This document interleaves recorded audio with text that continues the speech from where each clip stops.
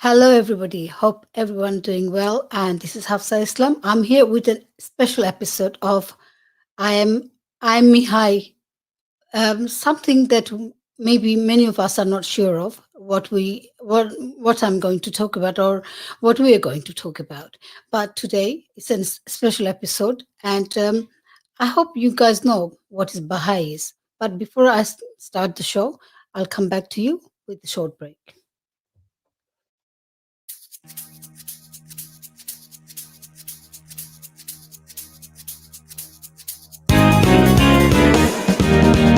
आओ सब मिले কাজটা ছেড়ে রিল্যাক্স রেডিও শুনি आओ सब মিলে কাজটা ছেড়ে রিল্যাক্স রেডিও শুনি রিল্যাক্স রেডিওতে প্রতিদিন শোনা যায় বাংলার প্রতিধ্বনি রিল্যাক্স রেডিও শুনি রিল্যাক্স রেডিও শুনি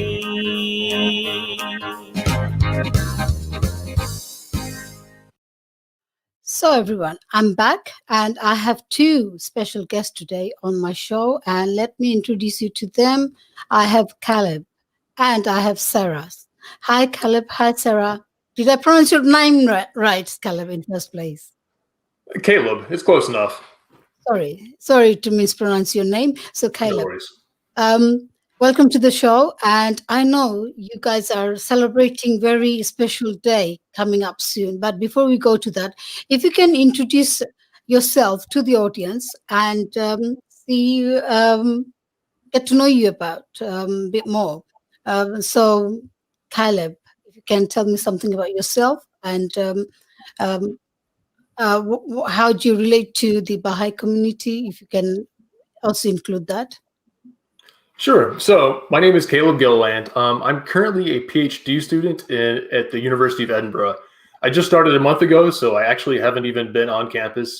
But what my connection to Tower Hamlets, where this broadcast is going out, is we moved to Edinburgh from Tower Hamlets a few months ago, and we lived in Tower Hamlets a bit over a year. And we really loved it there and had a great experience. Get to meet a lot of wonderful people. Both in general, I mean, the Baha'is and Tower Hamlets are quite great as well.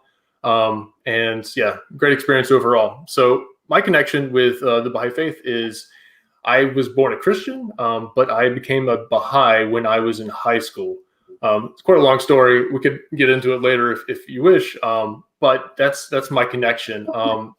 And in being Baha'i, I've lived around the world. You can probably tell by my accent that I'm originally from North America. I'm from the United States, around the city of Atlanta. And yeah, through different, parts of life, I've lived in Kazakhstan for a while. That's where I was doing a year of service, service to humanity from a Baha'i perspective. I've lived across America. I've lived in Europe a bit and now in the UK. So glad to be here. Wow. And can I go to Sarah? Same question goes to you, Sarah. If you can introduce yourself and tell me how you got connected with Baha'i. Hi, Hafsa. I'm Sara, and I am a fifth-year dental student at Barts in London, so at Queen Mary. So I've been living in Whitechapel for the past 4 years, going to uni there. And so, unlike Caleb, my parents are both Baha'is. So I was born into a Baha'i family. So I've been brought up that way. And at age 15 in the Baha'i faith, that's when what's called the age of maturity. So that's when you decide whether you want to commit to the Baha'i faith or not. So at 15, I decided to become a Baha'i and stay as a Baha'i. Okay. If you can give me some information about Baha'i, what is Baha'i community? I mean, we have heard about many different religion groups.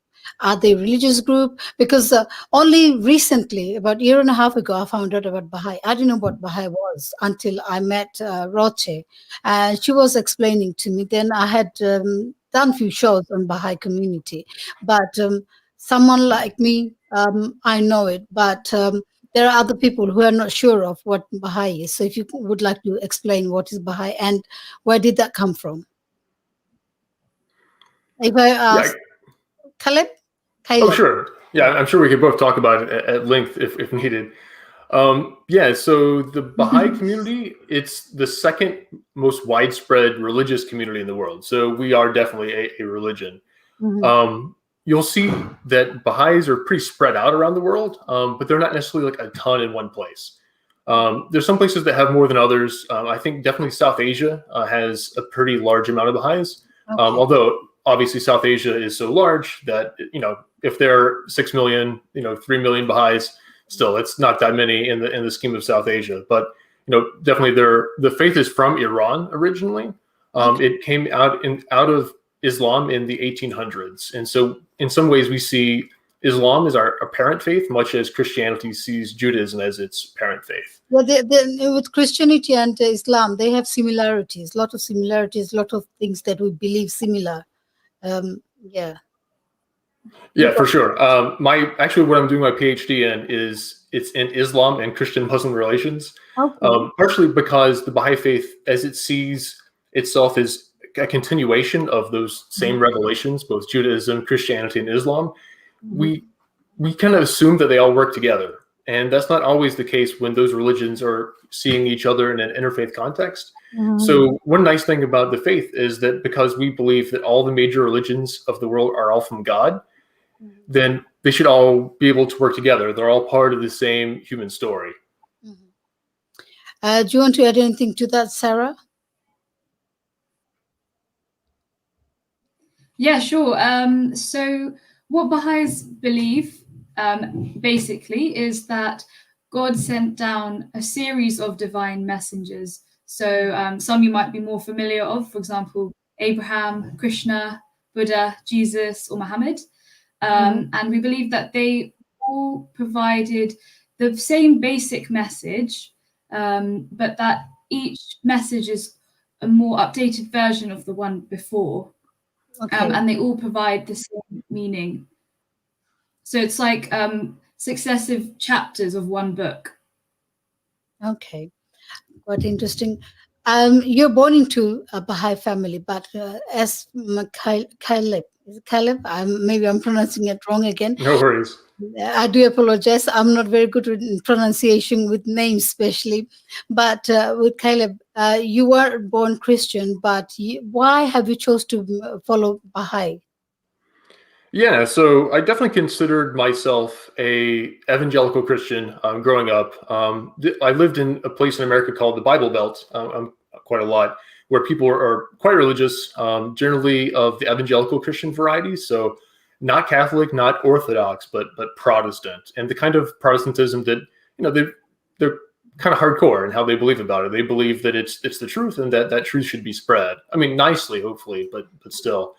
And so for me, it was more just a moment when I was 15, actually, that I just kind of ran into a book about the Baha'i faith at the local library. I was doing a research project on like religions of the world, on especially Islam. I was quite interested in Islam. And so I was reading the Quran, I was reading books about Islam. And then in my search, I ran into a book about the Baha'i faith. And long story, I checked out the book from the library. I didn't actually read it. At least more than a few pages. And then after a month, I had a dream. And in the dream, it seems like God was telling me to go and check out the book again and read it. And I read it all, and it made a lot of sense. I prayed about it a lot, and I felt like that's where God was leading me. So really short version of that story, but that's how I became a Baha'i from being a Christian. In order to become Baha'i, what's the process? So say somebody wants to become a Baha'i, what do they need to do? Right. So to be Baha'i is to believe that there is, just in the very basic, is that there's one God, that he's been present throughout all of human history, guiding humanity. And the way that he guides humanity is through these divine messengers. Basically, it's what Sarah was saying earlier. You have a lot of them that you've probably heard of. So Abraham, Moses, Jesus, Muhammad. And we just believe that in that line of messengers, that the latest is Baha'u'llah. Again, 1800s in Persia. And the idea behind the faith was that sort of now is this modern time in humanity where we have kind of a choice to bring the world together just in ways that didn't exist previous to that. It's not that other religions such as Islam or Christianity couldn't have done it, But when they were brought to the world just wasn't connected in the way that it is now. Okay. So to become a Baha'i is to basically say that there is one God, that Baha'u'llah is the latest of the line of messengers that has come, and that you want to live a life that is in accordance with the Baha'i teachings. So like with any other religion, say for instance, Islam, they have a Quran. For Christianity, they have a Bible. So, do you have for the Baha'i? Do they have any kind of books, holy books that people need to follow or read? Yeah, sure. So, thank you, Sarah. Go ahead, please. Oh, sorry. So, yeah, in the Baha'i faith, there are many books that were written by either the Prophet himself, so Baha'u'llah, he was the founder of the Baha'i faith, or his son, Abdul Baha, or his grandson, Shoghi Effendi. And they wrote some prayers and some writings. So those are all collected in books. And as well as that, there is the Most Holy Book and the Book of Laws. So the Kitabi Akdas and the Kitabi Igan is what they're called. Okay. And what type of laws they mention in that book? So there's many different laws. I think with every religion, there's sort of a list of guidance that believers are supposed to follow. So some of those include how to live your life, how to be a good person, to follow the laws of God, and provide service to the community and service to others. And some of them are more sort of practical laws. For example, alcohol is banned in the Baha'i faith. So things like that as well. That's interesting. In Islam, alcohol is banned as well. So it's kind of similar because it's originated from Islam, as you said. So yeah, maybe a similar concept they have. Each messenger of or the prophets that we believe in, they do bring in some information for us to, and they share, and then us to follow. That's what it is. And I'm sure Baha'u'llah, I would say, he probably tried to interpret his way of living someone's life. I have some comments. People did comment some. So let's look at it. We have Nur Absar. He wrote interesting show. Then we have Samad Chaudhry. He wrote in Bengali. So basically, he's saying greetings to all of us, and also he's watching us from Bangladesh. Then we have Tanzila Labon watching us from Toronto. She's saying greetings to all. Then we have Sama Chaudhry, very nice discussion. Roche answers, she wrote happy Ayyam-I-Ha. And Labono wants to know more about, please discuss about Bahai faith. So Labono, if you have a specific question, you can always call up. His number is 07852473473, and we can receive the call, and you can ask my panel any questions that you have. Sarah, although you are practicing for young, but is this something that you need to share for somebody who just thinking about it or wants to start, or maybe how you going to invite them? Some people say they force or they keep going on about it. In your concept, would you go and keep talking about Bahai, or would you just say, okay, I'll leave them to it with some information and then see how they go on about it? How would you approach people? Yeah, so good question. Because the Baha'i faith isn't very well known, so growing up through school and things like that, people often hadn't heard of it. So I was often the only Baha'i that my friends knew or that people around me knew. So they'd often ask questions about, oh, what do you believe in? Who do you follow? That kind of thing. And I'd usually discuss with them the basic principles of the Baha'i faith. So there are quite a few, and they include things like unity of mankind, equality of men and women, equality of the races, removal of poverty and wealth. So those kinds of things. And I think most people can relate to those concepts, and it's very easy to discuss those things as well, and everyone has a view about them. And I think, almost anyone that I've spoken to agrees that those are good fundamental beliefs to have. So I think if somebody was interested in finding out more, I'd probably give them some books. There's quite a few books about the Baha'i faith. There's also the website bahai.org, which explains more about the Baha'i faith as well. And I would also invite them to some gatherings as well. So we often have gatherings where we say prayers, we socialize, we discuss these concepts or other things. So I'd probably invite them to those as well. And then from there, see if they're still interested, keep going with the discussions. And if not, then that's up to them. And then they can follow their own personal journeys. Okay, thank you. Caleb, if you can answer this question. Someone wrote, what religion is it? And he's got another question. Same person asking same question, another question, say about calendar of Ayyam. So if you can answer those two questions. Okay, yeah. So as far as what religion it is, I mean, the Baha'i faith is an independent world religion. Again, it's part of a community of religions in some sense, because they all spring from God. They're all part of sort of this ongoing story that, includes Judaism, Christianity, Islam, and the Baha'i faith. But it is a separate religion, just in the same way that Islam is separate from Christianity and Christianity is separate from Judaism.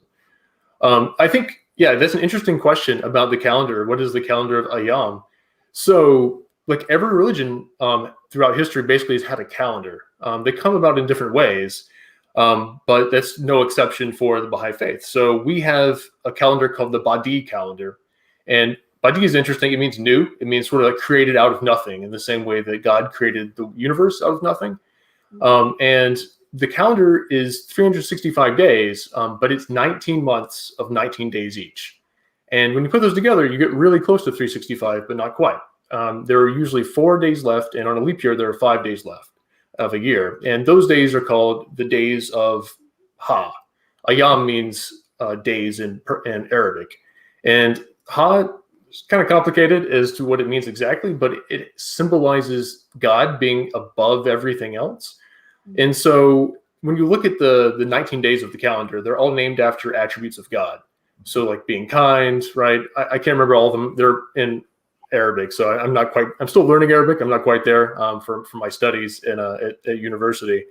But they are all these attributes of God, what God is like. But the days of Ha, so like Ayyam-I-Ha, it symbolizes God being above all of the attributes of himself. So in some ways it's saying like, a lot of times we want to just say like, well, God is kind. And then what does that mean that God is kind? Is that part of God, the kindness, or is that separate from God? It's really complicated.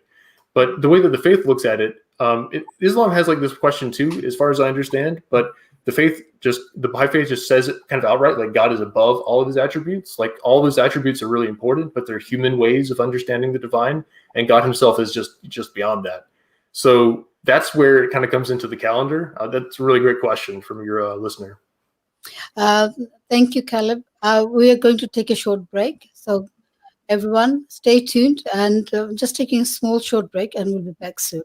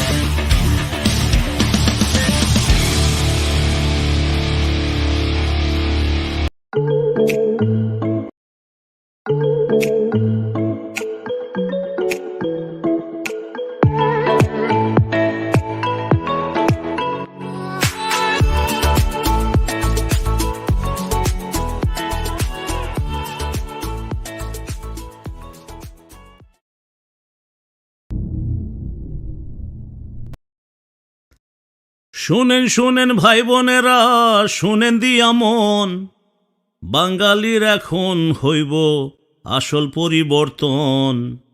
মনের মধ্যে আছে যত দুঃখ কষ্ট ভাই, দূর করি দিতে পারে আর চিন্তা নাই।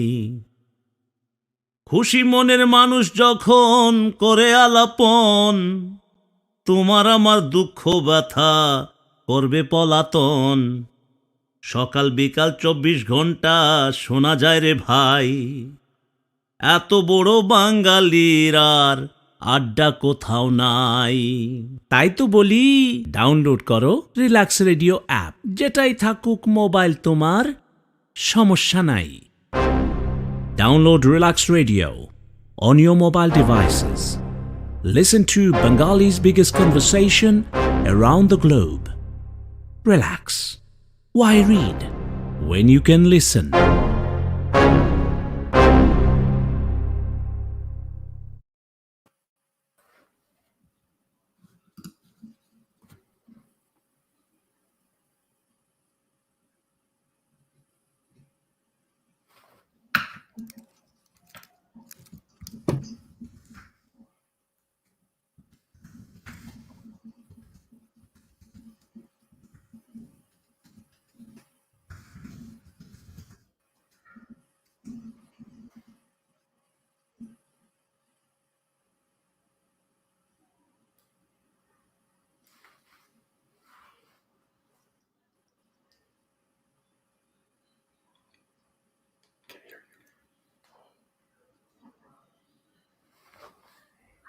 Right.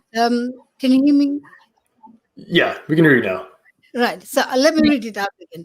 Equality of races is more timely now than ever before. How is this equality promoted in Baha'is faith? If I can ask Sarah that question. Sure, yeah. So in the Baha'i faith, there are a lot of teachings about equality, and there's many quotes as well talking about how we should eliminate prejudice. So we all come from God, so we all come from the same stock, where no matter what race you are, what gender, everything like that. So we, from a young age, Baha'is are taught to view everyone as the same, and everyone is equal. So that's really it, to be honest. It's quite to me, it's quite a simple concept, to view everyone as the same and equal. Do you want to add anything, Caleb, on this? Yeah, sure, just a bit. I think what Sarah said is exactly right. We're kind of taught to look at everybody as equal, no matter their racial backgrounds, especially in this case of the question, or also the idea of like the equality of women and men as well. But it doesn't mean that we necessarily look at people as being identical to each other. We really value the diversity in humanity. So it's really great when people are from different places, from, in some sense, like different classes. The beauty of the faith is that, you can get together with everybody and it doesn't feel like the differences are like separating sort of differences. They just make the garden beautiful. Like Abdul-Baha says that the more flowers, like if a garden was just one color of flower, it wouldn't be as beautiful as if the garden were many different kinds of flowers. And so all we want is the beautiful diversity of humanity, but just together, if that makes any sense. Yeah, surely does. I've got another question for you. While you're at it, you can answer it. Is describe shortly biography of Baha'u'llah. Sure. So Baha'u'llah was born in 1817, and into a Persian noble family in what's now Iran. And his father was a minister at the court of the Shah, so the king. And so, he was born actually into a life of privilege. In fact, like when his father passed away, Baha'u'llah was expected to basically take up the mantle to be the next minister. And I mean, frankly, given what people say about Baha'u'llah's personal qualities, it would have not been it would have been pretty normal for him to be prime minister probably at some point if he kept on that career path. But that's not what Baha'u'llah did. He followed, like he heard a message from God and he followed that. And he gave up really everything that he had. I mean, he lived in a very nice house. He had, a family that cared about him and also probably needed the income. And he gave up all that to follow what he saw was God's path. And that path involved being in prisons in really not good conditions. I mean, when we think of prisons now, we mostly think, well, they're kind of humane. People get fed on time. They're kind of clean. That was not the case for Baha'u'llah. People were beaten on their feet. They were sitting in the dark in chains for days, weeks. And then after that was over with, Baha'u'llah got exiled many times. So from Iran to what is now Iraq, it was back then it was part of the Ottoman Empire, then, to Constantinople, then eventually to the darkest bad prison city they could think of at the time, which was called Akka, which is located in what's now northern Israel. Although at the time it was the Ottoman Empire. And, just that was where you sent people to die. And he didn't die. He kept leading the community that he had built, and he wrote books, and it's changed people's lives from that point on and until now about how to bring the world together. Interesting.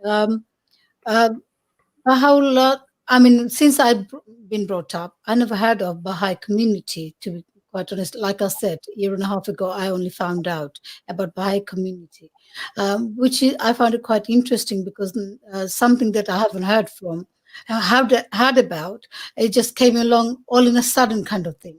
But there are people living with this faith and believing on it, in this faith, for many, many, many years. But like you said, in Tower Hamlets, there are quite a lot of people. So how many people do you think, or in London, how many people are celebrating as a Bahai? What proportion people are believing in Bahai community? What would you say, Sarah? I mean, you've lived there longer, I think, right? Yeah, so I think in the UK, there's about 5,000 Baha'is, as far as I know. And there's quite a lot of those are in London. So in Tower Hamlets itself, I think there's probably around maybe 30 or 40. I'm not too sure of the exact numbers. So it's still there. Yeah. I'm trying to say. Sorry, what was that, Hafsa? Still, they're fairly new. Your fairly new community has been, it's like forthcoming community building up on this faith, yeah? Yeah, exactly. So it's still not known to many people, as you say. It's still spreading far and wide as we speak as well. Yeah. Okay. I think it also has to be said about London too that a lot, like the Baha'i community has been in London for a long time, well over a century at this point. Abdul Baha himself actually visited London and even Edinburgh, where I am right now, which is kind of crazy. He made a sort of a trip from Israel to France, and on a different trip, I think like the UK, and then also America and Canada as well. One thing about London, though, is that the Baha'i community has been there a long time, but Baha'is, especially at different periods of our history, have moved away from places like London to bring the faith and to serve humanity in other parts of the world. So when you look at a map of like places that there are Baha'i communities, like it's almost everywhere other than like North Korea and a couple of other places. And a lot of that has to do with English and American Baha'is, among many others, that have moved out from places where they originally were more of them to places where there are fewer. Okay. I've got another question for you. Mr. Samad is asking, proof Baha'u'llah is the messenger with acceptable evidence, please. He's trying to probably say that he wants evidence to say that he's the messenger, because where he's coming from, he's a Muslim, and we believe that the last messenger is the prophet that we believe in, Muhammad sallallahu alaihi wasallam. So that's what we know. So you're saying that another person, Baha'u'llah, is the last prophet. So that's in your faith. So he's asking, is there any evidence? Does it say anywhere that he's the last messenger? Yeah, that's a good question. And definitely coming from an Islamic background, that's sort of the normal question that people would have. I mean, so the way that we see it is like, what is the proof of a messenger? We can even just ask that about Islam. What's the proof that Islam is true? And, different people would have different answers. The answer that I hear most often, not as somebody who's been a Muslim, but as somebody who's, studying it, professionally, hopefully, is that it's the Quran itself, right? It's like the Quran is a miracle. It's the word of God. And when you read it, I guess in some sense, you just kind of know in your heart that that's God's message. And that they're kind of by extension, Muhammad is the prophet of Islam because he helped bring the Quran. Same for Christians, right? Christians are like, how do you know that Christianity is true? It's the person of Jesus and his word. So for us, I guess there's kind of two issues there. But the first issue is how do we know that Baha'u'llah is the latest prophet? We wouldn't say final prophet because we believe that God continually reveals himself and that he never stops. So in the Quran, there's a part of the Quran where it's kind of addressed to Jews, and it's saying, Jews, why do you say that the hands of God are tied up? No, they're wide open, right? So saying that Jews were complaining when Muhammad, talked to them that there couldn't be a prophet after to some extent Moses, that kind of prophet, like Rasul, right? Mm-hmm. So, but Muhammad's saying, no, I am one of those. And you can't say that God can stop revealing himself. It's not in the nature of God to stop. He's just infinitely generous, infinitely giving, and wants to reveal himself to humanity. There's always more. God can always say more. And when it comes to these issues that are inside of Islam, like this idea of being still the prophets, when it that verse in the Quran, we would interpret quite differently. So there's a lot on there on the internet, and you can talk to Baha'is who might have an answer if they're from sort of an Islamic background. But for us, we see that the faith, that God just continually reveals himself. It's just not in his nature to stop. So whether the faith is true is the word of Baha'u'llah, because Baha'u'llah asked to judge him by his actions and who he is, but also in his word. So when you have the revealed writings of Baha'u'llah, so anybody can pick them up and read them and pray about them and to see for themselves if they're true. While you were saying, I was thinking that Baha'u'llah, is that where the name come from? Bahai, from Baha'u'llah. Yeah, that's right. Okay. Ayyam-I-Ha, what's this event is all about, and how do you celebrate that? If I ask Sarah. Sure, yeah. So Ayyam-I-Ha, as Caleb mentioned before, in the Bahai faith, the calendar is made up of 19 months, each of 19 days. So if you times 19 by 19, you get 361, which leaves 4 days or 5 on a leap year outside of the calendar. So those are known as intercalary days. And those days make up the festival of Ayyam-I-Ha. And that is just before the month of fasting. So we have 19 days of fasting. So in the days before the fast, so Ayyam-I-Ha, it's usually a festival of generosity, of giving, of love, friendship, also lots of eating as well, so we can stock up on food before we then have to give it up for 19 days. Okay. In terms of fasting, Muslims, they fast from dawn to dusk. Then Hindus, they do fast, but their fasting means you have to give up something, either drinking water or while they're cooking, giving up some kind of onion or things like that. That means they're fasting. But in Ayyam-I-Ha, how do you fast? What's your actual ritual way of fasting? Yeah, so we don't fast in Ayyam-I-Ha. That's just the festival before the month of fasting. Okay. Yeah, and so then during the fast, as you said, it's from sunrise till sunset, and it's abstinence from any food and drink. But it's also a time for reflection as well, personal reflection and development, working on ourselves, trying to improve ourselves as well. Okay. It's like in Islam. Exactly, yeah. The same way. That's the whole reason why we need to fast as well, just to see ourselves, which is a similar concept that you follow. Yeah, exactly. It's very similar to Ramadan. Yeah. Yeah. And when do you start fasting? So we will be starting fasting on the 1st of March, so Monday. Okay, from next Monday, practically you'll be fasting. And you fast for 19 days. Yeah, that's right. Okay. And in during the fasting time, is there anything else you need to do? Like with us, we have to do our 5 time prayers. We can read Quran. We can be more generous to the poor people. We have to, think about needy things like that. In terms of your Baha'i religion, um, why do you need to fast, and what is the purpose of it? If I can ask Caleb that. Caleb can answer this one. Yeah, sure. So fasting, it's much the same as it is in many religions. So like you mentioned, Ramadan in Islam, in some ways it's quite similar indeed to Ramadan. Christians have historically fasted. They don't always do it as much these days, at least not across the board.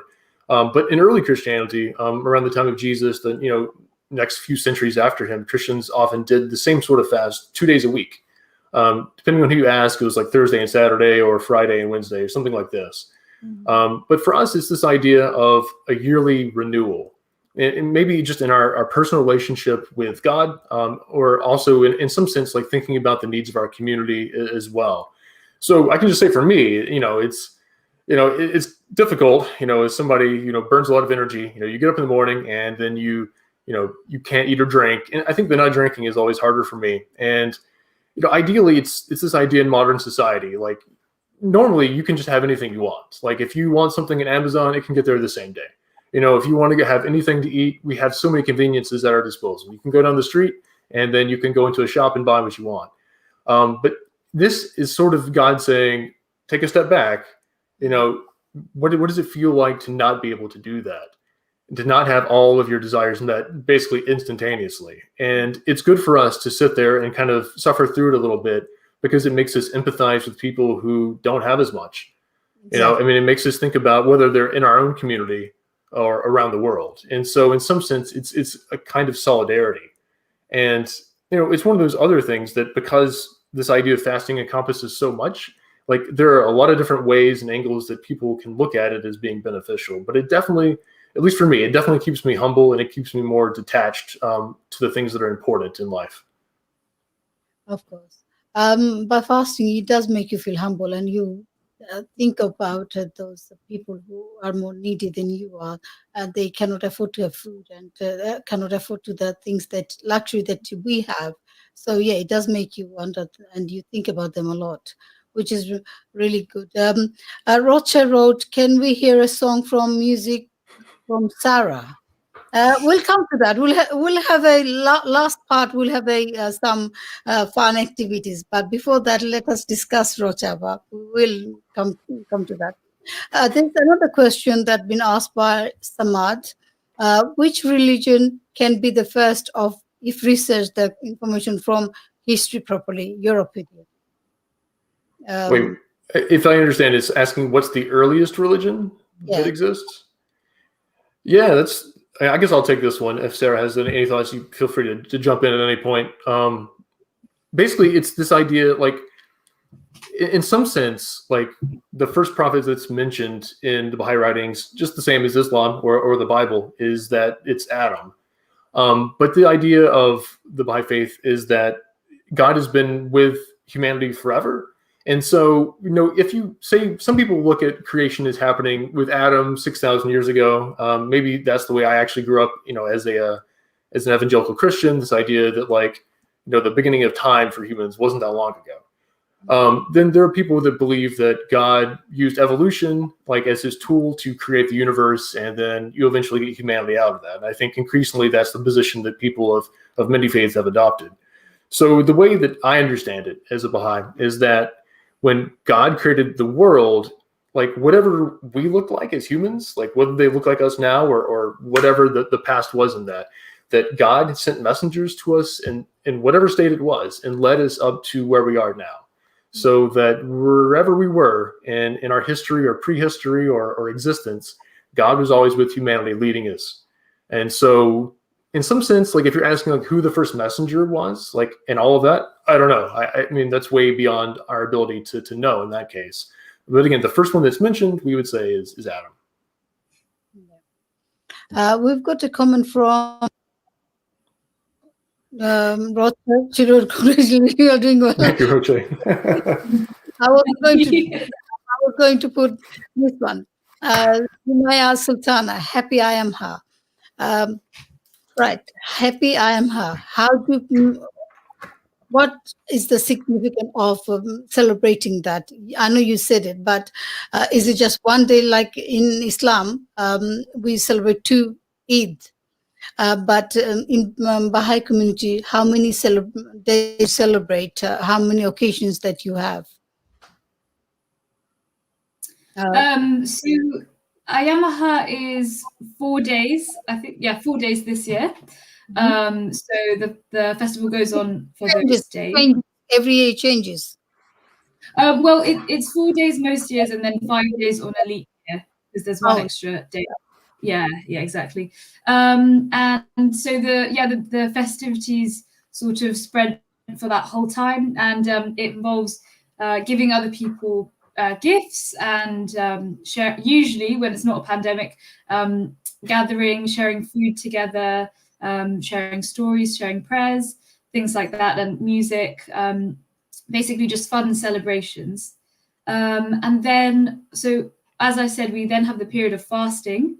And then when the fasting ends, we have the new year, so Nowruz, which is the first day of spring as well. So it falls with the spring equinox.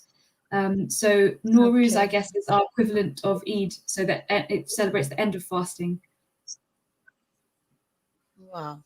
Last year, I remember Nowruz was celebrated, and I think I was invited by Rocha to one of the places, but I couldn't make it, I think, because she invited me in many programs, but I think I only attended once. I couldn't make it to all the ones to attend because our lifestyle, work and everything, it just makes it so hard.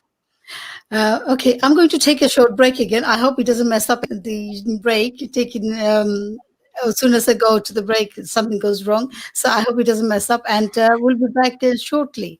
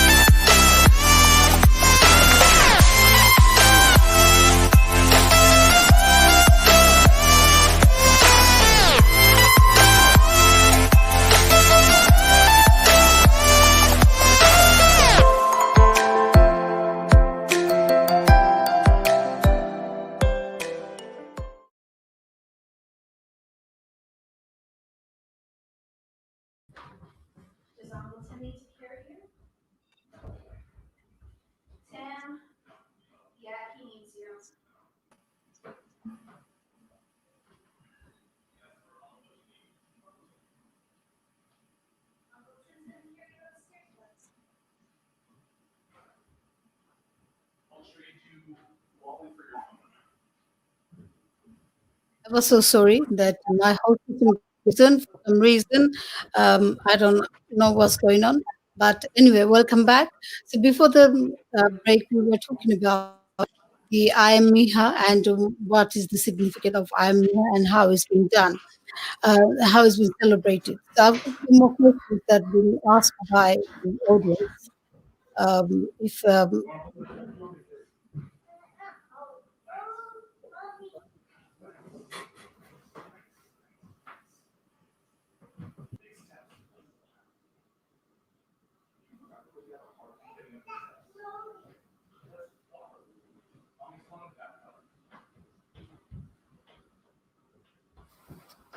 right, sorry about this. This is just I don't know why I keep freezing the laptop. I've got a question for if Caleb wants to answer this. Which religion can be the first? Oh, done that. Sorry. Next one. Dear Mr. Guest, please say about his lost city, Egypt. Does anybody know? No. Sorry, we No. do Laxor. Okay. Please, audience, try to keep the question related, Bahai related. Otherwise, we not need to waste our time just giving this kind of information. We'd rather be happy to give your answer to the questions that is Bahai related. So thank you very much for staying with us. So in Bahai, I've got- during this pandemic, how are you going to celebrate your um, I am Mihai? Goes to Sarah. Okay, so as I said, usually we would like to have big gatherings where we invite all our friends and family. But sadly, since we can't do that this year, a lot of celebrations will probably be happening on Zoom. So we can do similar things. So we can still share prayers, share some music, and socialize and that kind of thing. But also, as I said, Ayyam-I-Ha is a time for serving the community and giving to those who are in need. So Tower Hamlets Bahai community this year are donating to the Whitechapel Mission and the Bow Food Bank. And the children as well are doing a lot this year. So they have got something called the Generosity Festival.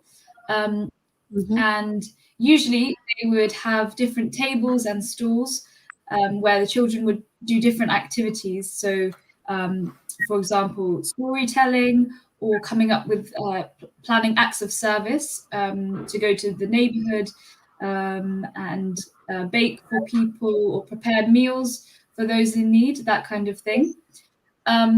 So I think this year what's happening is the children are going to receive small activity packs, which will have different things for them to do together.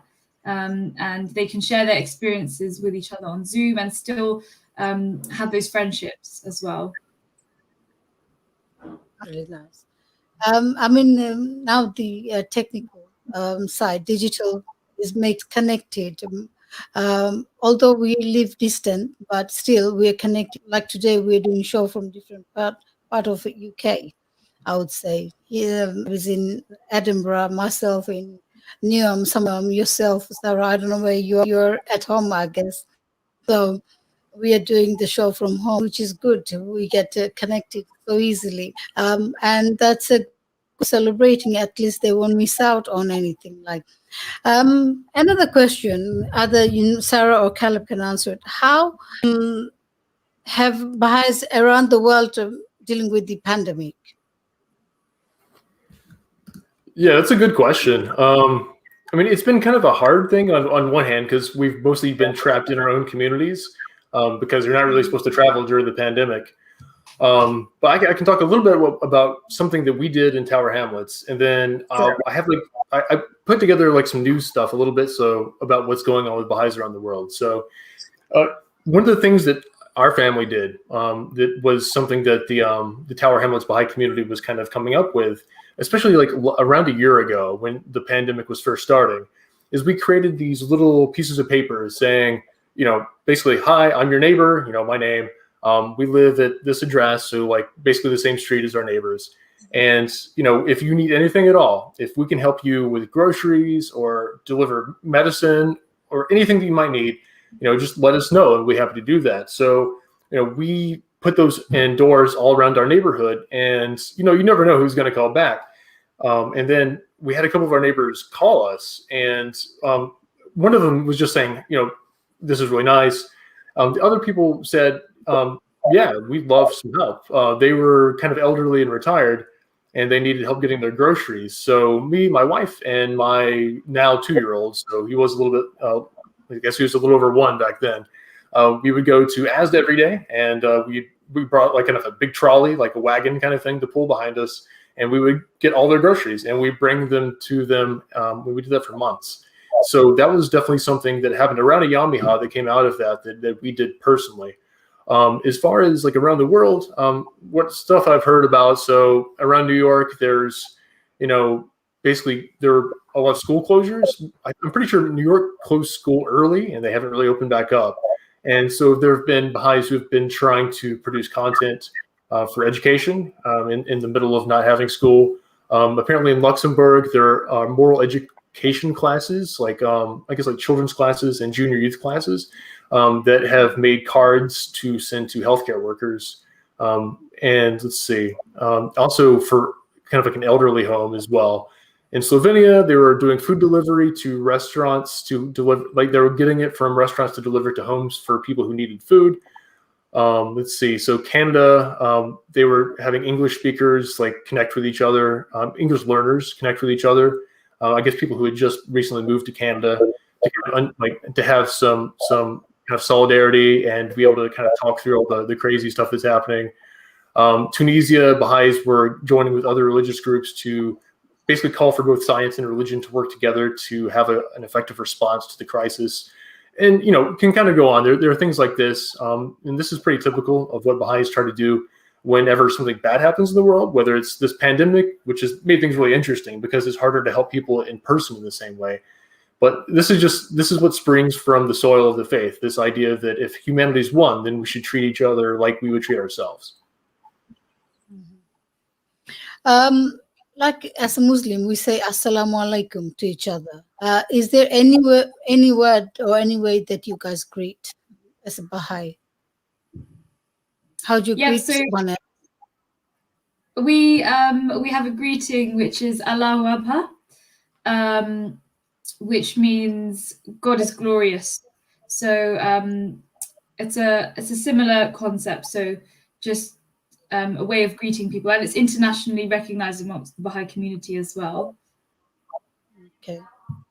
Yeah. Okay. Because I just saw somebody Assalamu alaikum Sapa calling me, saying salam to me. So I thought, ask, is there any? Rachel wrote it down. Allahu Abba. Okay. There is a Islam. In Islam, they say Allahu Akbar. Like when you go to kneel and pray, throughout our prayers, we say Allahu Akbar. So yeah, similar. Allahu Akbar. Okay. Samad got another question. Say about type of Ayyam-I-Ha prayer. So he about the prayer, how you do your prayer during Ayyam. Is there any prayer? Yeah, so there's at least one Ayyam-I-Ha prayer, if I remember correctly. But it kind of the idea behind the faith, or not behind the faith, but Baha'u'llah and his son Abdul Baha revealed a lot of prayers. And so if you go to like Bahai.org and you go to the writing section, or you can buy books, Baha'i prayer books as well. They're kind of topical. And so, you can find some for like aid and assistance. You can find some for tests and difficulties that you might be going through, and a bunch of other things. And some of those things include the different holy days that we celebrate as Baha'is. And there is an Ayyam-I-Ha portion part of that. Now, the way that the prayer works in the Baha'i faith is perhaps a little different than the way that it works in Islam. So you have this idea of a daily prayer. And so you have 3 different kinds that you can choose from. So you can choose the short obligatory prayer, the medium, in which case you have to do one in the morning, and noon, and in the evening. or you can choose the long daily prayer, which is quite long. I'd say in practice, Baha'is mostly choose the short one, although that definitely depends on the person. So those are the prayers that are required of us. Past that, our prayer sort of like is something that we choose for the occasion. So we would read the prayers of Baha'u'llah or Abdul Baha when we need it according to the topic. And also, which is quite common in the Christian tradition as well. So the Christians would recognize the kind of prayer we do. We also pray from the heart, quite occasionally as well. So, we can just talk directly to God in our own words. So for Ayyam-I-Ha, we have I think a prayer for that. And then we also have prayers for other holy days as well that we often say when we get together.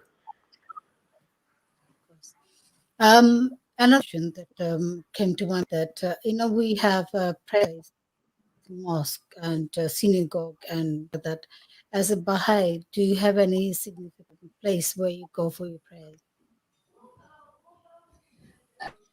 So at the moment, there are a few Baha'i places of worship around the world.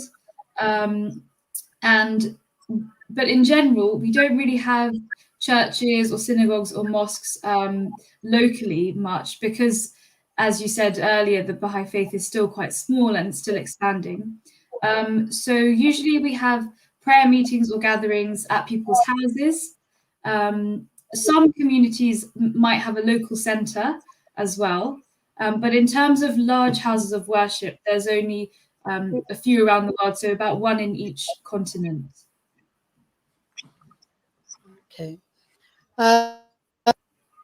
Someone comment, Rashidun Nabi saying, great program, thank you for the broadcast. Then Rocha, she wrote, Neela wrote, even this pandemic, many families are having their children to get involved with check. Make us kind and definitely. Tried ringing, but no response. I wonder why, because lately the network is really playing up. So I don't know, maybe because of the reason I'm getting calls. Have Joan Hayati. Do you have an imam or priest in the Baha'i faith? If Caleb or Sarah wants to answer this. Yeah, sure. That's a great question. Thank you, Joanne. So the idea, like in previous religions, such as Judaism, Christianity, or Islam, you needed someone to lead. Like in Islam, you often have imams that are leading others in prayer.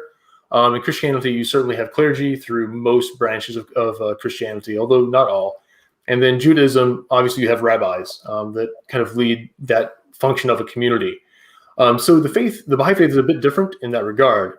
We believe that because of the times in which we live, we have access to lots of information. Previously, that wasn't the case. So if you wanted to know something about God, you would go to your imam, you would go to your priest, you would go to your rabbi. And because they were able to read or they were educated, and not everybody could read or could be educated, then that's where you get your answers from. But now is not the case. If you want to know something, most people just go online, look at Wikipedia, go to YouTube, find some videos, and that's been the case for quite a while now. People have been able to find information for themselves.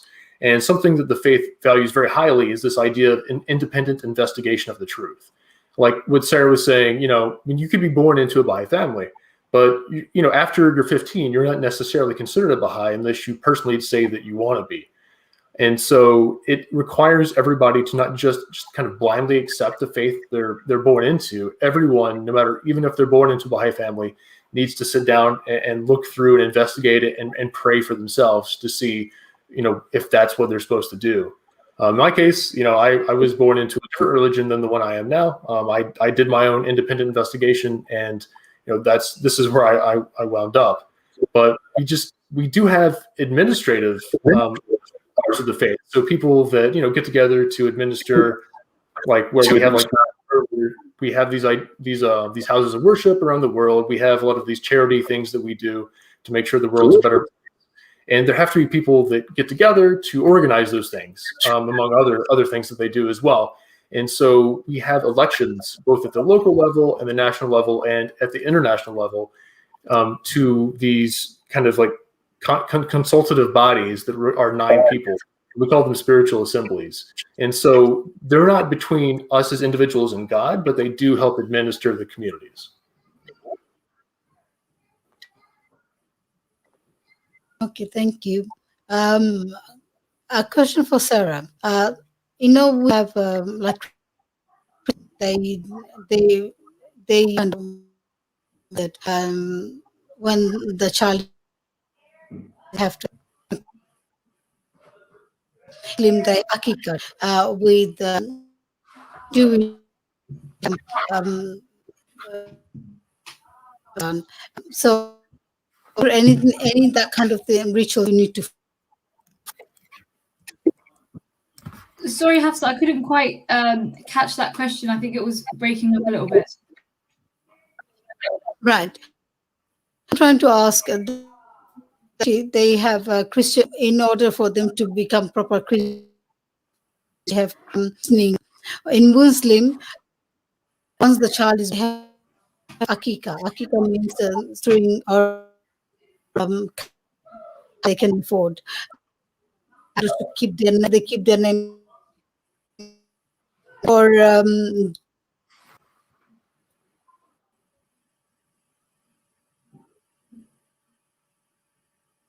If I was understanding her correctly, because she was cutting out as well. Sorry, Hafsa. It was asking about, are there sort of kind of an initiation sort of thing that people go through? Do you think that's what it is? Yeah, I think I heard that as well. If there's a christening or something in the Bahai faith. Yeah, I mean, I guess we could talk about that. I don't know if she's live or we're live.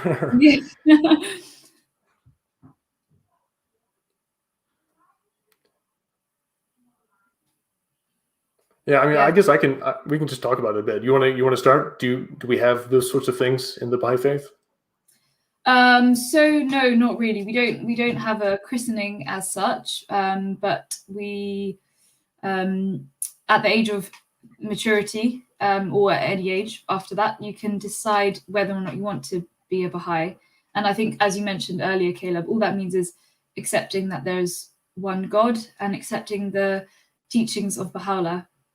And that sort of is your initiation, I guess. So yeah, there's not really anything like a christening or anything like that. Yeah, I mean, that's my understanding as well. I know some countries, they have different kind of administrative things, and they make kind of a ceremony out of it. So at least in America, and I don't know if it's the case everywhere else, but you sign a card saying that, I believe in this, and this is what I want to do. I believe that God has revealed himself through Baha'u'llah. So, we kind of made a little ceremony out of that. I think that's quite common in America. I don't know if I don't think it's everywhere from my understanding. But again, that's when you're 15 at minimum, if not later, depending on the person. So that's I think that's what we would say is an initiation, but it's quite different. It's not for kids exactly. Yeah. So I think my message, I think we just got a message saying that we should keep talking, that her feed stopped. So, so what are you doing for Ayyam-I-Ha this year? Well, today I thought I would try to teach my flatmates a bit about what Ayyam-I-Ha was. So I just got them a small present, and I just wrote a little card saying Happy Ayyam-I-Ha and kind of explained what it was, and then just a little quote on each one from Baha'u'llah. And then they both had uni today, but I didn't. So I just made them a little snack for them to have when they came home. And they were like, I wish you had Ayyam-I-Ha every day. I bet. Yeah. What about you? Well, no, actually, this is kind of crazy. So, Christy, my wife, she's pregnant, and we knew that the due date was going to be Friday, but between you and me, and if we're on the internet, everyone else, it's going to happen tonight, definitely. And so that's Ayyam-I-Ha present number 1 for our family. Wow. So we're very excited. Hopefully it waits around. I think it's not urgent, but it is going to happen. But past that, so we have a 2-year-old, and he has sort of some different gifts each night of the Ayyam-I-Ha. So this is the first year we'll kind of remember, maybe like you kind of understand what's going on a little bit. And so, we're pretty excited about that. He's getting one of those bike things that like teaches you to stay on. It doesn't have pedals. You kind of like just kind of push it around. You can learn to balance on it. He's got like this big crazy piano thing that he can do. So I don't know, in some ways, like presents don't mean that much for adults, for the most part. Like, we don't necessarily care about like between Christy and I or my family, like we're not so interested in getting gifts. We're really bad about doing it. We're just not doing it this year for baby reasons. But yeah, but it's really interesting to see it through the eyes of kids, I mean, it's like any kind of like big gift giving holiday in religions like Christmas or Eid, I think. So yeah, it's just going to be really cool for us this year because it'll be a bigger family and he can remember. Yeah. Oh, that's really lovely. That's so nice. And that's very exciting as well about the baby on the way. Yeah, man. I mean, it's like, your life changes when you have baby number one in ways that you can't understand until you do it. I guess we'll see what number two is like. I hear mixed things. Like either it's way easier than baby number one, or it's like it's not hard until you have baby number two. But we're looking forward to finding out. Yeah, definitely. Also, I think Hafsa wrote a message saying, "What kind of gifts do we share on Ayyam-I-Ha?" Yeah, that's a good question. What would you say to that? Well, anything really. So I think the gift itself, or the material value of it, doesn't really matter that much. But it's more about the spirit of giving, or the spirit of generosity. So, and even if you can't afford a physical gift, because obviously a lot of people can't, just even offering a helping hand to someone, just being kind to someone, because you never know what people are going through. They might be having a really bad day. So that kind of thing as well. I think food as well is often a common theme, considering that the fast is about to start. What about you, Caleb? Yeah, that's a good question. I mean, like I said, as far as like gifts, like we don't necessarily care too much about ourselves. Although it is a good excuse to ask for something that you really want, or to buy something for yourself that you really want. But like you said, like Ayyam-I-Ha is more about the giving than it is the receiving. I mean, so I think that like things we've done in communities where I've lived before, when we lived around New York, we did homeless breakfasts. We would go to like a church and we'd work with the people there in order to basically feed homeless people every week. And we made like that an Ayyam-I-Ha thing as well. Also, we looked for things that homeless people often need but don't normally get in donations.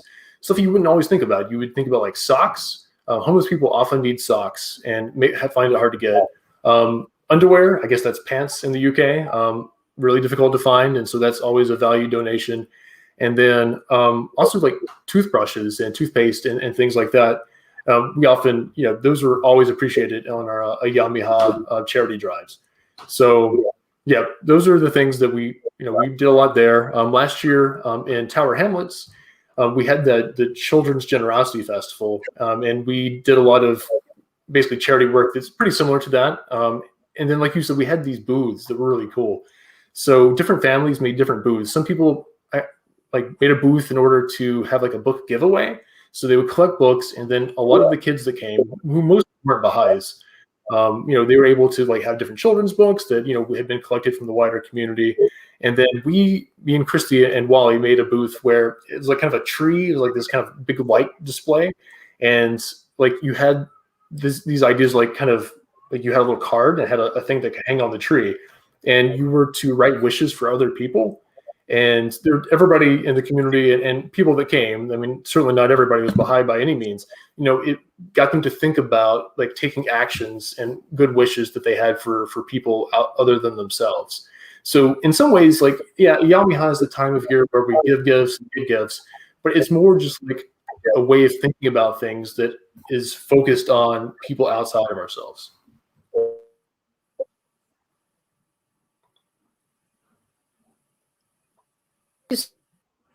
You guys, you've been wonderful guest.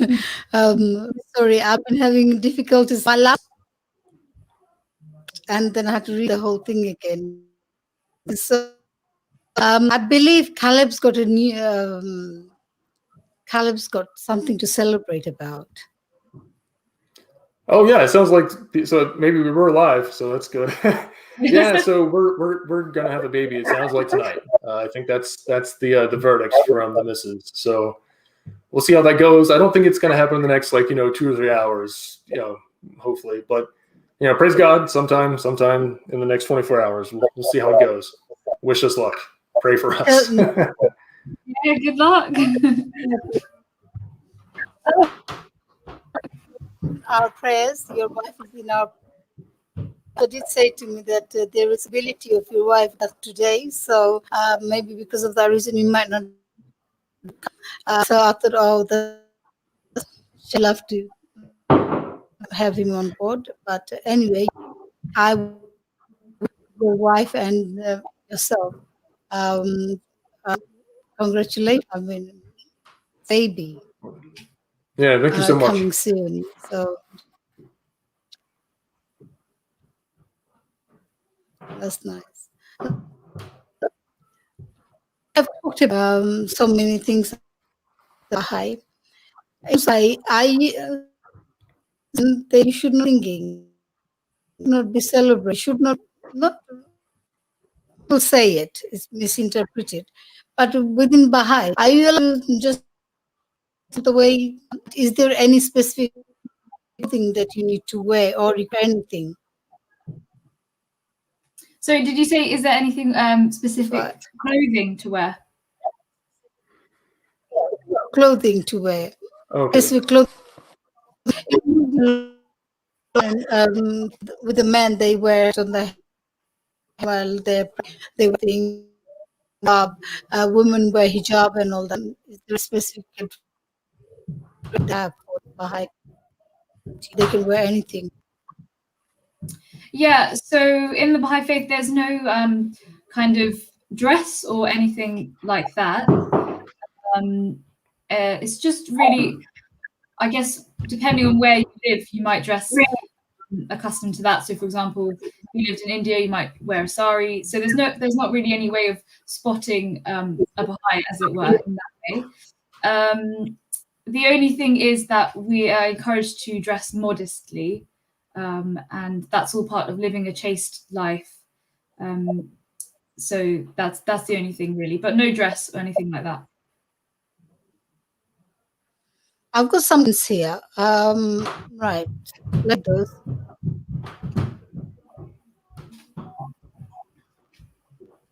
Okay, so I've got some. I missed out quite a few comments. Okay, we read Neela and Khan. She wrote, "Good job, guys, for turning up here on Relax TV. Thanks so much, and stay blessed." Thank you for your comment. Then we have Samad, Bahai fasting period, Sunday, February 28th, Friday, March 19th, right? He's asking for reassurance. Yeah, pretty much. So I think it starts after sunset on Sunday, 28th of Feb. But what that really means is from the morning of the 1st of March is when it will start. So from sunrise then. Okay. So it's similar to Islam when we do our Ramadan, exactly the same way. Then we have Sapi, your voice is vibrating and not. I can feel that because sometimes when I'm listening to Caleb, Sarah, their voice is breaking as well. I cannot hear them properly sometimes. So I think the network issue here today. Rashid wrote, in Bangladesh, we will be celebrating Ayyam-I-Ha from tomorrow. Okay. Happy Ayyam-I-Ha. Is that how you say it? Ayyam-I-Ha? Happy Ayyam-I-Ha. Is that how you greet people? Okay. Samad wrote, what is the meaning of Sarah? Don't worry, Sarah. Roch already answered. Sarah means Lord. So, there. Roch is there to answer everything for us. Then Tanzila Lapun wrote, happy Ayyam-I-Ha to all. Then I have Rashid again commenting. Rashidun Nabi, congratulations, Caleb and family, blessed during this special time. Thank you, Rashid. Appreciate Samad, it. do you have guideline for whole life? That's from Samad. So, Caleb, do you want to answer that?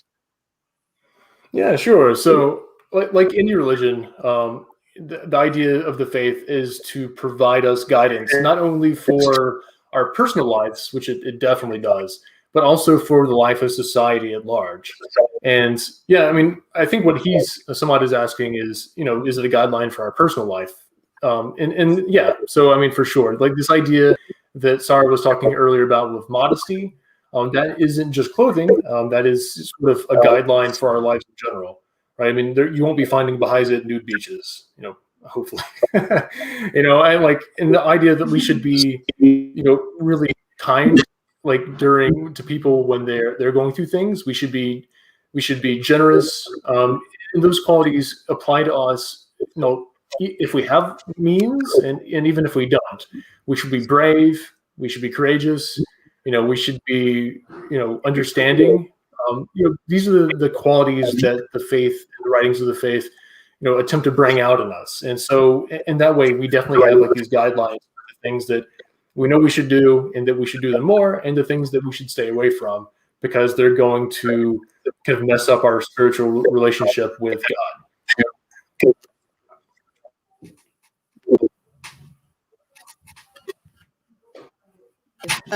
So I'm sure Mr. Samad, you got your answer. What Caleb was now we have so much.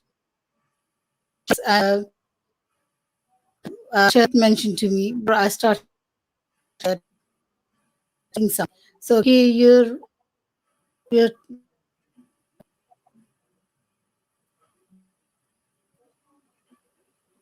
think you may be breaking up again from our side. Yeah, I didn't Sorry. quite hear. I couldn't hear that either.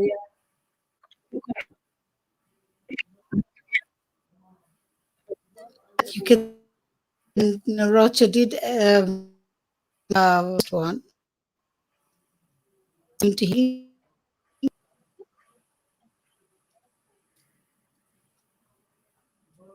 No, didn't quite catch. No, sorry.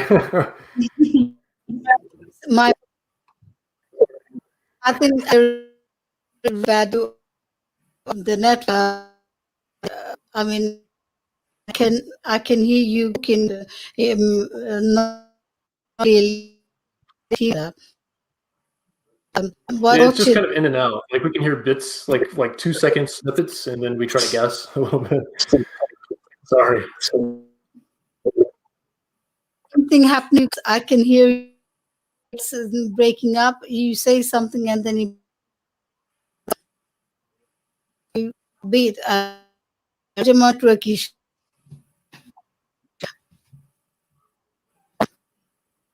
On the stream. Write it down on the chat. Maybe you will what I'm trying. Yeah, that should work. If you're saying like you can put questions in the chat, we can definitely do that. Yep. Oh, can I see?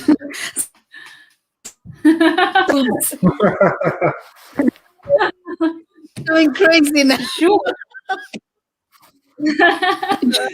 Okay. If I could see.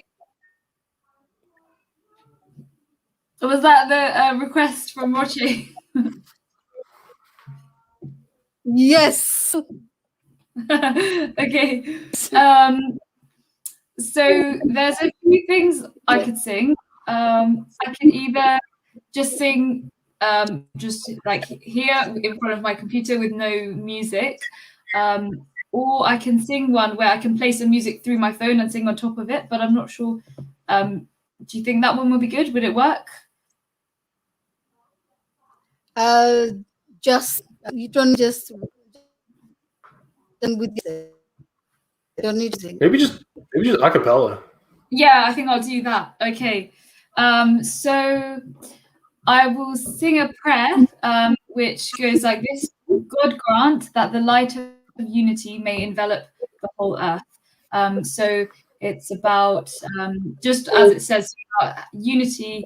I wish that God will provide unity to the whole earth so that all of mankind can be united. And then remember the greeting. That will be at the end of the song as well. So just saying God is glorious. Okay. God grant that the light of unity may envelop the whole earth. God grant that the light of unity may envelop the whole earth, and that the seal, the kingdom is God's, may be stamped upon the brow of all its peoples. And that the seal, the kingdom is God's, may be stamped upon the brow of all its peoples. Ayyam-I-Ha, Ya Bahai, Ya Bahai, Ya Bahai,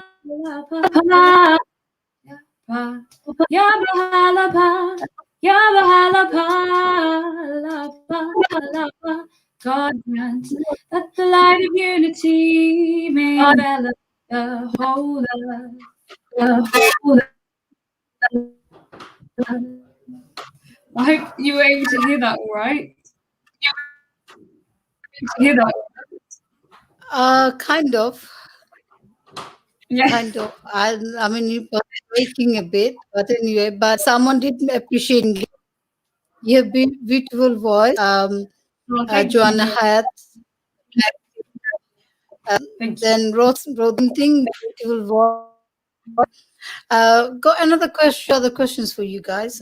How to be more present and to share during this pandemic? And another question: what do you do for community people in the danger situation? So similar kind of questions. So if Caleb wants to answer this. What was okay? So I just remember the second question. If Sarah wants to answer the first one, there we go. How to be more present and to share. No, that's a great question, and it's one I think that everyone's dealing with. Whatever their religious background or otherwise in our societies all around the world dealing with the pandemic. Yeah, I think we just do the best we can in our given situations. I mean, if it means talking to your neighbors from a distance, that's a thing you can do to try to see how they're doing and if they need anything. Yeah, you should do that. I know that there are WhatsApp groups sometimes for neighborhoods. Sometimes that's a great way to get together with people and find out what they need, and to sometimes just hearing people's, sometimes life kind of sucks for a lot of people right now, and sometimes the best thing you can do is just to listen, and be a good hearing ear to people that are going through things, even if you can't do anything yourself. Yeah, I think you just use the tools that are at our disposal and just do the best you can. When it comes to how do you help, I think it was a related question. How do you help people during these dangerous times?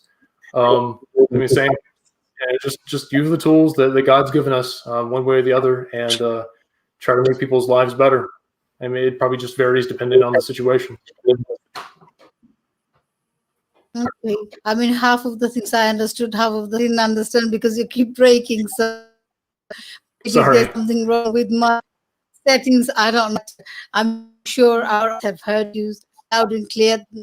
The person who asked question, Nefsi Walid, you got your answer to, and so it's how much. Caleb mentioned as well. They explained supporting the unity. But I hope you got your answer. Roche Road, Hafsa, are doing great. I don't know if I'm doing great because I'm struggling here because of the situation work. I'm quite stressed. It's like my voice is going. I'm to work on my voice to get my voice raised, but for some reason it's not happening. So anyway, to anything like that, Givenity, interest any of you? Do you do that during your celebration? Do we do what during our celebrations? Sorry. Any special in that? nice situation, anything like that for the Maybe try typing it, Hafsa, if that's okay, because I couldn't quite hear it. Now I'm going to communicate. How am I got my audio? Okay. 2, 5, 8, 3.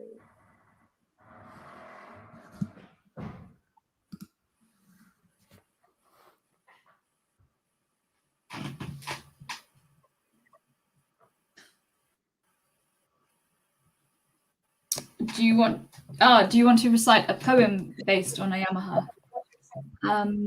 So I don't have a poem on Ayyam-I-Ha, but I do have a prayer by Baha'u'llah, which is about generosity and giving. So if you just give me 1 second, I'll just get that up. Right. In the meantime, I think the listeners can listen to. What I'm going to say is that please download our app wherever you live. You can, and also our page, subscribe our YouTube channel. When like our, you'll get a notification whenever we see our programs, and you can participate. If program that you want us to share or discuss, then definitely you can let us know. And when you're ready. Yeah, okay. Be generous in prosperity and thankful in adversity. Be worthy of the trust of thy neighbor, and look upon him with a bright and friendly face. Be a treasure to the poor, an admonisher to the rich, an answerer of the cry of the needy, a preserver of the sanctity of thy pledge. Be fair in thy judgment, and guarded in thy speech. Be unjust to no man, and show all meekness to all men. Be as a lamp unto them that walk in darkness, a joy to the sorrowful, a sea for the thirsty, a haven for the distressed, an upholder and defender of the victim of oppression. Let integrity and uprightness distinguish all thine acts. Be a home for the stranger, a balm to the suffering, a tower of strength for the fugitive. Be eyes to the blind, and a guiding light unto the feet of the erring. Be an ornament to the countenance of truth, a crown to the brow of fidelity, a pillar of the temple of righteousness, a breath of life to the body of mankind, an ensign of the hosts of justice, a luminary above the horizon of virtue, a dew to the soil of the human heart, an ark on the ocean of knowledge, a sun in the heaven of bounty, a gem on the diadem of wisdom, a shining light in the firmament of thy generation, a fruit upon the tree of humility.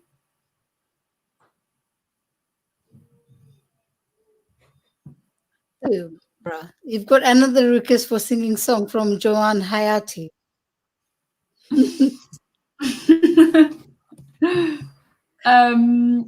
Sure. If everyone else would like that, I could do that. We'd love to hear you singing. I'm never going to say no. You've got a beautiful voice. Oh, thank you. Okay. Well, I can sing another, just a short one, which is a prayer about how we should have love in our hearts for everyone.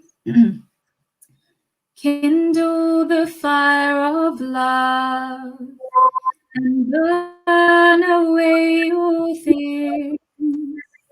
Then set thy foot into the land of the lovers. That's it. It's just a very short and sweet one. Wow. Short. Short. Caleb, we're going to hear from you. We've talked about Ayyam-I-Ha. Anything else you want to add to it? You definitely don't want to hear me sing. I can promise you that. My 2-year-old's not even that impressed by my abilities in that regard. No, I guess, yeah. I mean, I think when just talking about the faith in general, I mean, it's just this idea, and one of the most important ideas to me is the idea of independent investigation. You know, and that can be both when you're trying to find the truth in a religious sense, but also when you look out at the world right now and people are fighting over what facts are real and there's conspiracy theories, it's actually just taking the time to do your own research and to investigate the truth properly and everything. But always to do it with a spirit of love. And when you look around at the people who I think through good intentions often are trying to find the truth for themselves, it doesn't necessarily unite people. It can divide people. And I think that the missing thing that's good for the UK, for the US especially, God knows, is trying to do all those things with the spirit of love in your heart. And from a Baha'i perspective, I think that's the best advice I can give through the things that are going on in the world right now. I mean, it's with any religion that every religion says you have to spread love and care for people. But as a human, we take different routes, different dealing with it. But every religion allows us and gives us the opportunity to become more, how shall I say this? That would be more charitable. We should be more supportive to other humankind or any kind. But sometimes we don't do that. So it's not just Baha'i, Islam, Christianity, any religion, they all talk about humanity. And humanity is the most important thing in our life, that we should support each other and never be judgmental and be understanding and be there for each other. Doesn't matter what religion they're from, what faith, what culture they're from, what ethnic background they're from. Still, we should uh, uh, support each other and be charitable. Sarah, you've got some other request for. You've got two other Another one. requests for. Another one, yeah. Okay, cool. So this one is called Tiny Seed, and it's about how we are a creation of God, and how in the grand scheme of the whole universe, we might seem tiny, but we have a big job to do. Okay. See more Sarah. They want more of Sarah now.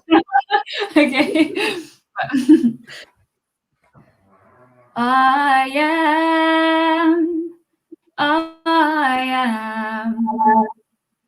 my God, oh my God, but a tiny seed which thou hast sown in the soil of thy love, in the soil of thy love.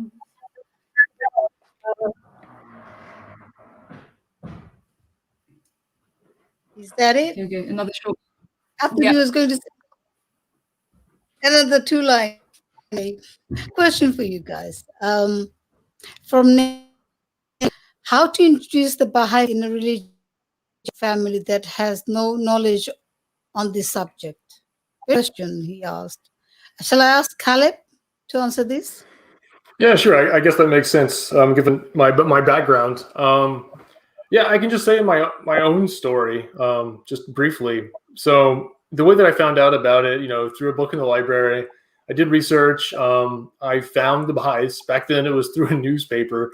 Like in where I'm from, they have all the religious groups in the county, and they all have like sort of their contact information. Again, this is 20 years ago, 21 years ago, 22 years ago. I'm going to date myself. And so, yeah, Baha'i at the top of the list, right before Baptist, in the directory. So I called them up and talked to them a little bit. I had some questions because, of course, and, they invited me to come to something called a fireside, where basically it was just sort of a question and answer type thing. So me and one of my buddies, we went. He could drive. I couldn't drive yet. I was still just 15. And yeah, I just had a lot of questions about it. And, over the course of half a year or so, after doing a lot more research, just like, I decided I did want to be a Baha'i. And, I said, I come from kind of a religious family. And so my parents, I'm 15, they're a little concerned, which makes sense because not everything in this world is what it's cracked up to be. You have to be very careful. And so, they came with me to Baha'i events. They met all the Baha'is, and they really thought that they were actually really special people. It's like, maybe my parents weren't necessarily on board with the beliefs of the Baha'i faith, like exactly, because, being Christians, they were very attached to Jesus, and it was hard for them to see that anything could come after that, whether it's Islam or whether it was the Baha'i faith. But they really respected the Baha'is that they met, and they thought they were good people.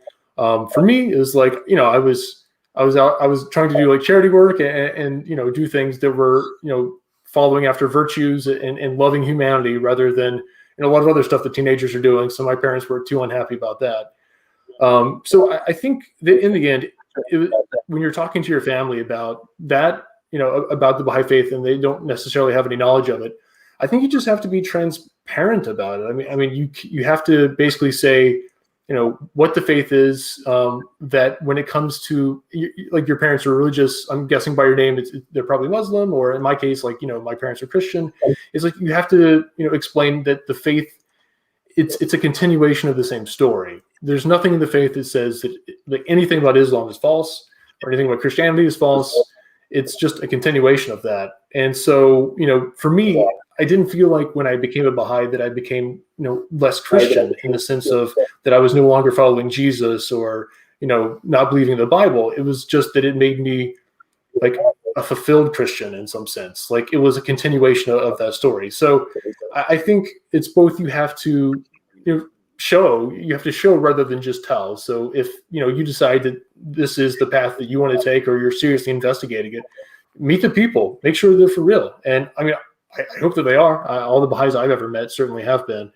And, have people meet each other, and then, pray about it, and have your parents pray about it, and then just take every step forward with truth and integrity. And then no matter what you do in life, you can't go wrong. Do you want to add anything else to this? I think Caleb said it all, really. But just what he said about, it's really important to be open to whoever you're trying to introduce the faith to. And I guess linking it to other religions as well, because at the end of the day, the fundamental message is the same. So it's probably easier to understand from that point of view, if they're already religious or they already follow another religion, just to mention that it's the same message as all the other ones. Thank you. I will take a short break, but my top really plays up. So thing on me. I don't know what to do, right? Usually we take 15 minutes break, but our break is right overdue. But anyway, in the meantime, that I cannot take a break because of my laptop situation. So shall we listen to a song again? You can it's a song. Yeah, sure. That's kind of give us a break from it. Okay, well, I can do a longer one this time. Yeah, if you do a longer one. Nice. Okay. So this is a healing prayer. So in the Baha'i faith, we have prayer. So in the Baha'i faith, if anyone is ever ill or upset or anything like that, so it's just a prayer to help with people, and especially during the pandemic as well, a lot of people are suffering. So this is for everyone out there. May I ask, is it possible for you to mute your mic, because I'm hearing myself back? I'll mute mine just in case as well. Oh, thank you. Okay, is that okay? That should be all right. Yeah, that's good. Thank you. Thy name is my healing, oh my God, and remembrance of thee is my remedy. Nearness to thee is my hope, and love for thee is my companion. Thy mercy to me is my healing and my succor in both this world and the world to come. Thy name is my healing, oh my God, and remembrance of thee is my remedy. Nearness to thee is my hope, and love for thee is my companion.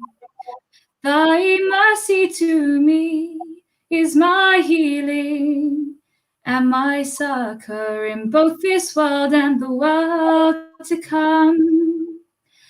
Thou verily art the all-bountiful, the all-knowing, the wise. Thou verily art the all-bountiful, the all-knowing, the wise. Thy name is my healing, oh my God. In remembrance of thee.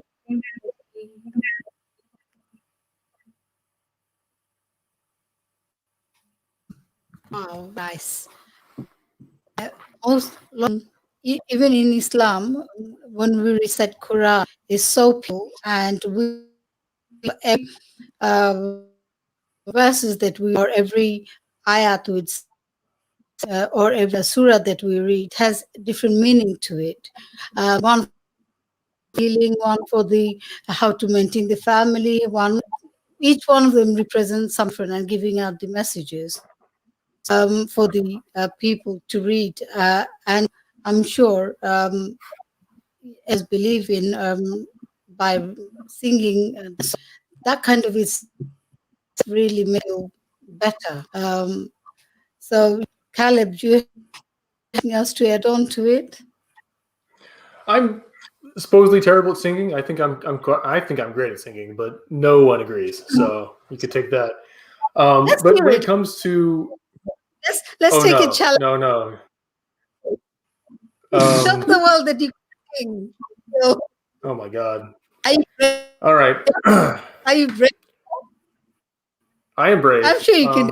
I'm not necessarily stupid, but I am brave. All right. Let's do God. Okay, we'll do Blessed is the Spot because we sing that to our kid every night.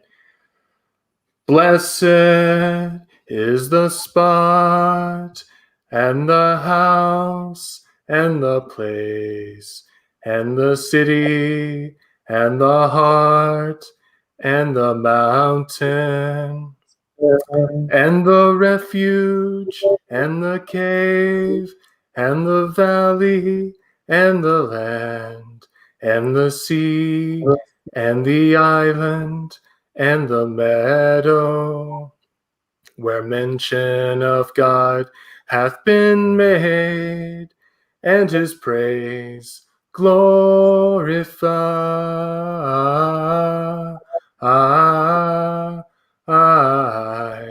Mm, mm, mm. Wow, that's so sweet. And you sing that song to your son every day.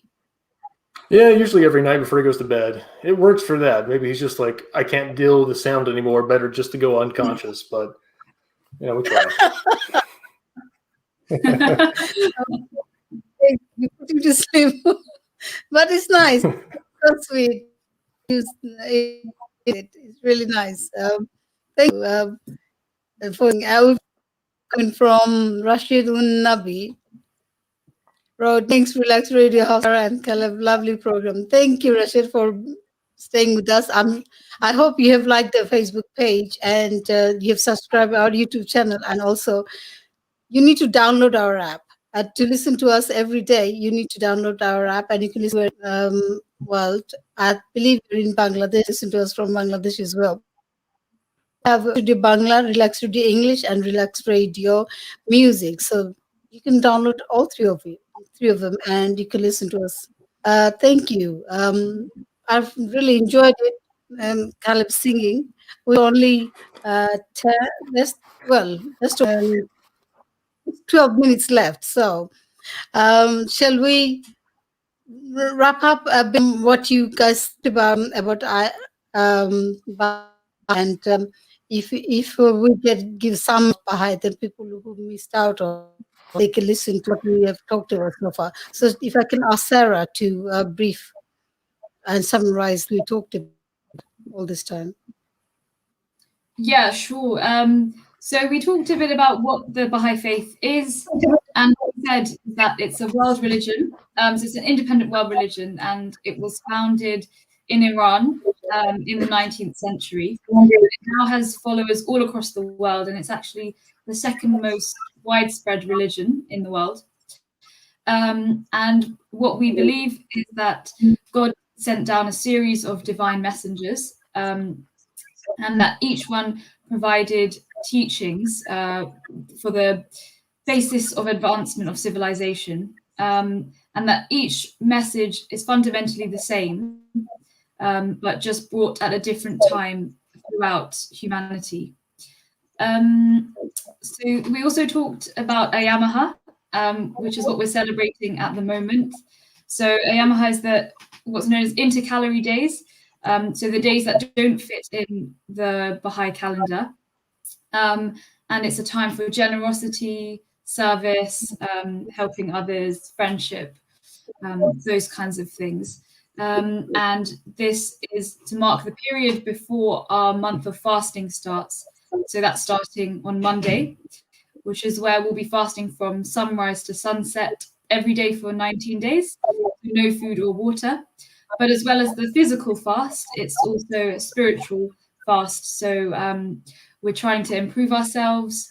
It's a time for self-reflection and helping others as well. And also thinking about those in need. So thinking about those who aren't fortunate enough to have what we have in terms of food and physical comforts as well.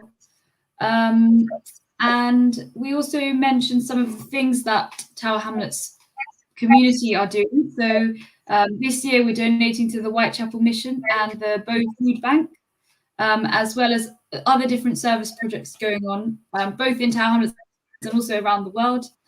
And we also discussed some of the main principles of the Baha'i faith. So unity of mankind, equality of the races, and equality of men and women, as well as many others. That's a basic summary of what we went over today. Thank you for giving us the outline of what we talked about today. We've got only 10 minutes left. So before we go, we would like our listen view for saying the viewers.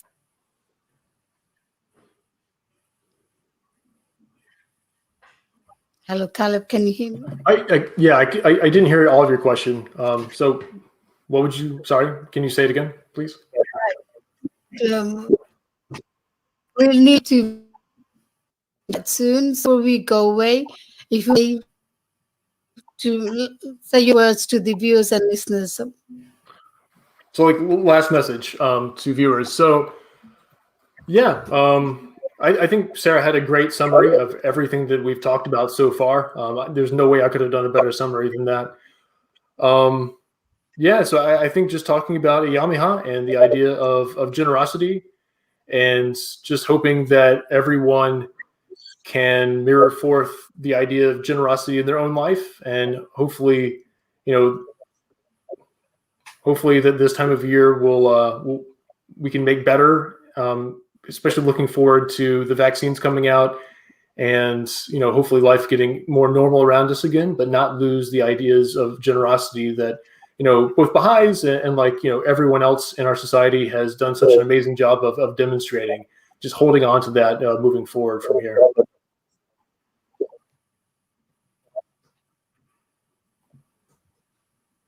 Thank you, Kel. And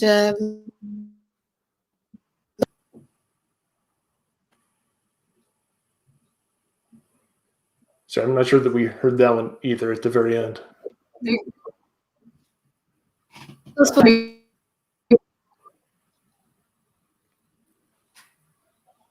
We might have to do the chat again. Sorry. Yeah, you can type it. Sorry, Hafsa.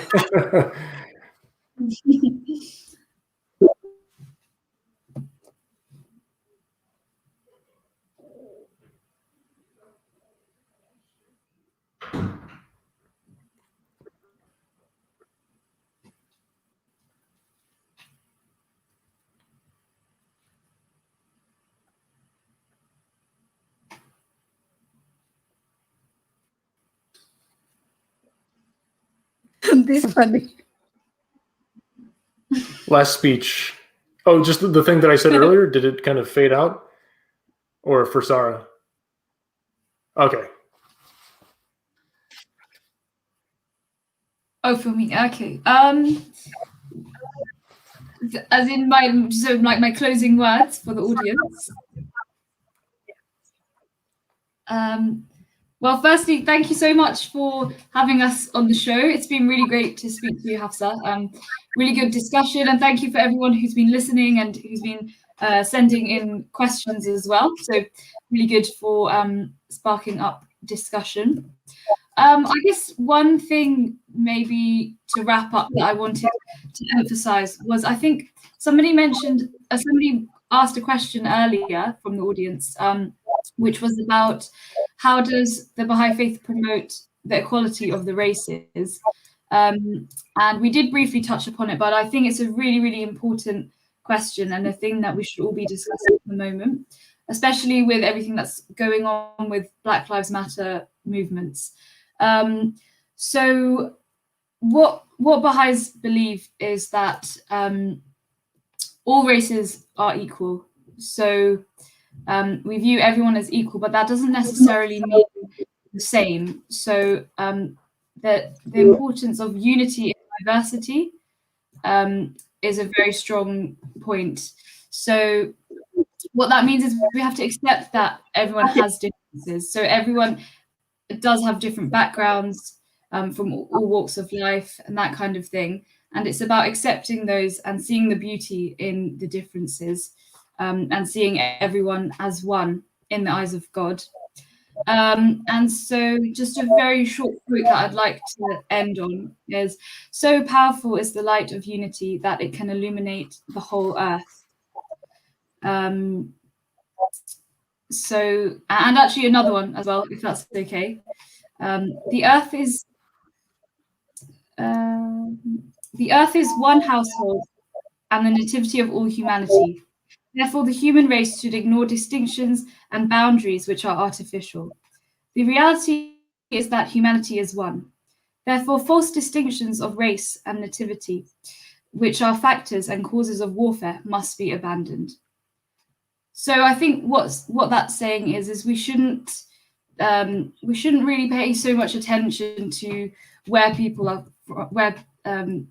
from and these artificial boundaries that we've created. So, for example, literal borders between countries, but that actually the earth should be viewed as one country and everyone is citizens of that country, and we should all live as one. And once we have unity, then we can finally have peace. I would even kind of add a little poetic version of that. This is from the Bahai writings, and it just made me think of this. It's make our souls dependent upon the verses of thy divine unity, our hearts cheered with the outpourings of thy grace, that we may unite even as the waves of one sea and become merged together as the rays of thine effulgent light, that our thoughts, our views, our feelings may become as one reality, manifesting the spirit of union throughout the world. And that's from Abdul Baha. Wow. Sounds so good. Thank you very much to both of you on Relax Radio today. And I don't know what guys are really closed, having all these difficulties with the digital version of the network, just giving us so much headache, but still you guys go through. Thank you so much. And I really had a good time on my show. And in future, I'd love you guys back, maybe once the week is over, on our show and do the show from there.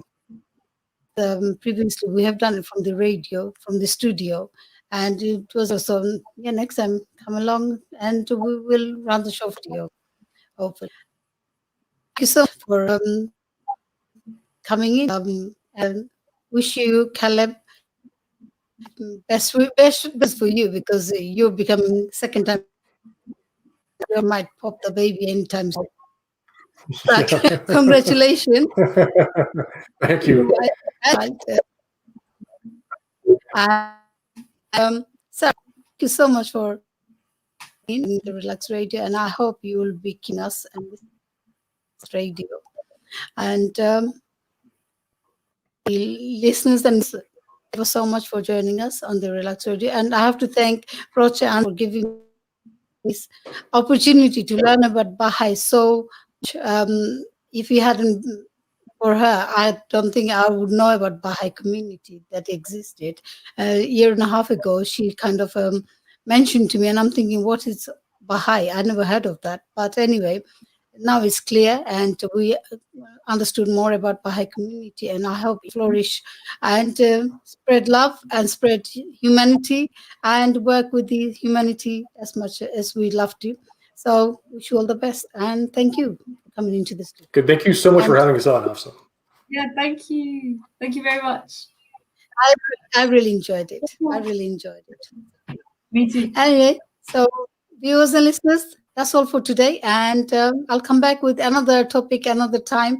But every night, do watch us in Bengali. Most of the time, we do show Bengali, me and Amin Raja. So keep us tuned in your radio or on the Facebook pages. Take care. Bye-bye.